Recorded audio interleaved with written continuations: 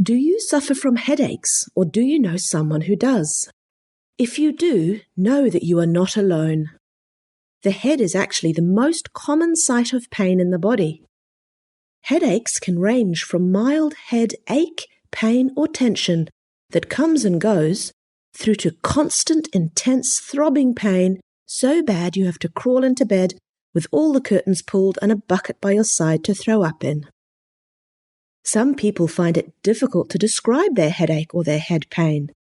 However, others commonly describe their pain as throbbing, squeezing, constant, unrelenting, or intermittent.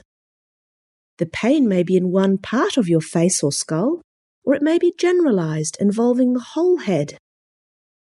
Headaches may arise seemingly out of the blue, or they may be associated with particular types of activity, such as computer use or during or after exercise. A headache may start abruptly, or it may come on gradually over time. It may reoccur time and time again, exactly the same, or it may get worse and worse each time you have one. A headache is often associated with nausea and vomiting. This is especially true with migraine headaches. Headaches, like any pain in the body, is a sign that something is not quite right. Your brain will create for you the sensation of pain if it thinks there's something wrong, or if it thinks there's a potential problem. For example, your brain will give you a headache if you have taken too much medication, letting you know that there is some chemical toxicity going on. And some headaches are a warning of life-threatening illness. Such headaches are usually associated with fever, a stiff neck, muscle weakness, or changes in sensation on one side of the body, changes in vision, vomiting, or change in behavior.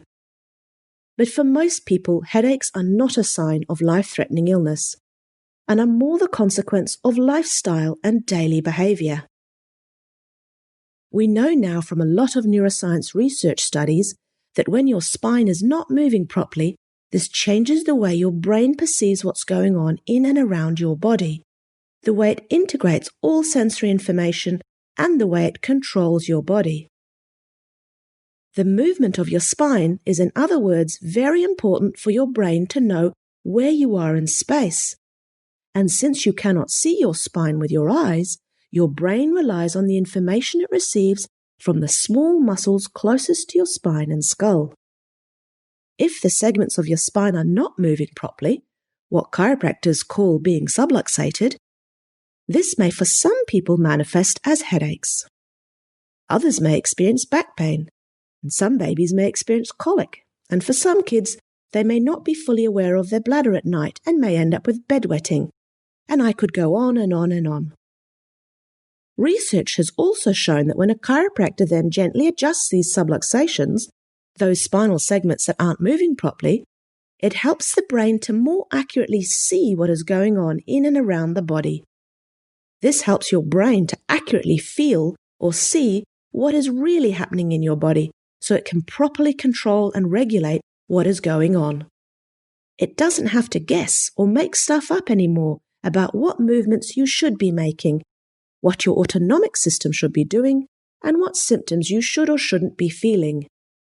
Remember, pain is something your brain creates for you if your brain thinks there's a threat of tissue damage, or even just if there is a potential threat of tissue damage. So when you get adjusted by your chiropractor, if your spinal dysfunction was manifesting as headaches, these may improve. If your spinal dysfunction was manifesting as back pain, then this may get better. Or if it was manifesting as colic or bedwetting, then these symptoms could improve as well, and so on and so on. So let's look at what the research shows us about chiropractic care and headaches. Researchers have reviewed all the randomized control trials that have looked at the effects of chiropractic care or spinal manipulative therapy on headaches. In these studies, they have compared chiropractic care to sham care or other interventions, and the results show that chiropractic care does help some people with headaches and migraines. In one study conducted in Australia and published in 2000, the researchers looked at 127 people suffering with migraines. The researchers looked at the effects of 2 months of chiropractic care compared to 2 months of no chiropractic care, and recorded the participants' migraine frequency, duration, disability, and medication use. After 2 months, they found that the chiropractic group got better compared to the control group, with all their migraine outcomes that they looked at. They found that for about 1 in 5 people, their migraine almost went away completely after 2 months of chiropractic care. And for half of the study participants, their migraine frequency significantly reduced. The results of this study suggest that a large number of migraine sufferers respond really well to chiropractic care. We don't know for sure who will respond well, and we don't know how much of an influence the placebo effect has. But for some people, when they get under chiropractic care, their migraines almost completely resolve within just a couple of months. Looking at another study, published in 2010, 80 patients with chronic cervicogenic headaches received 8 weeks of chiropractic care. Another group of 80 patients with chronic cervicogenic headaches received 8 weeks of light massage. The researchers compared the patients' pain scales relating to the headaches and their neck pain, and also the frequency of headaches and their medication use. They also looked at whether it made a difference seeing a patient once or twice a week, and they followed them up over a 24-week period. What they found was that patients receiving chiropractic care improved significantly compared to the control group that was receiving massage. Pretty much all of the pain and disability scores were better in the chiropractic group. And for some of these pain scores, the improvements lasted the full 24 weeks. The chiropractic group also had fewer headaches and took less medication by the end of the follow-up period.